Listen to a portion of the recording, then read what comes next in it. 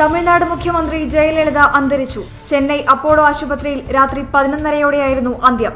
സംസ്കാരം ഇന്ന് വൈകിട്ട്. പനീർസെൽവം തമിഴ്നാട് മുഖ്യമന്ത്രി.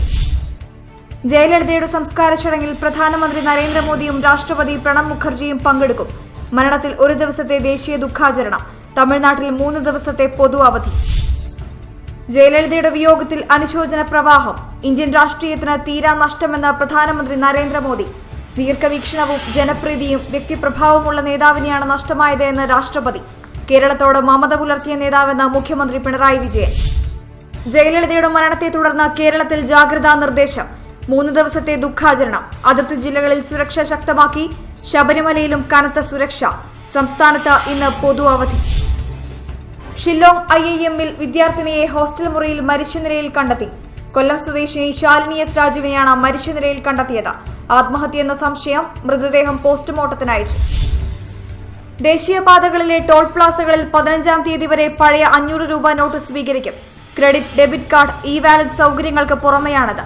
ക്രമസമാധാന പ്രശ്നങ്ങൾ ഒഴിവാക്കാൻ കൂടുതൽ പോലീസ് സേനയെ വിന്യസിക്കും. അറ്റകുറ്റപ്പണിക്ക് ശേഷം കടലിൽ ഇറക്കാനുള്ള ശ്രമത്തിനിടെ മുംബൈയിൽ നാവികസേനയുടെ യുദ്ധക്കപ്പൽ മറിഞ്ഞ് 2 നാവികർ മരിച്ചു. വെള്ളത്തിൽ വീണ 14 പേരെ രക്ഷപ്പെടുത്തി.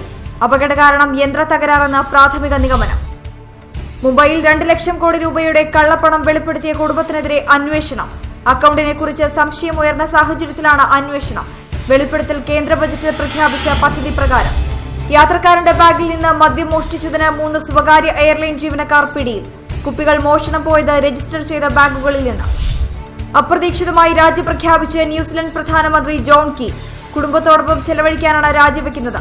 ഡിസംബർ 12 വരെ പ്രധാനമന്ത്രി പദത്തിൽ തുടരുകയുള്ളൂവെന്നും 2017-ലെ തെരഞ്ഞെടുപ്പിൽ മത്സരിക്കില്ലെന്നും ജോൺ കീ.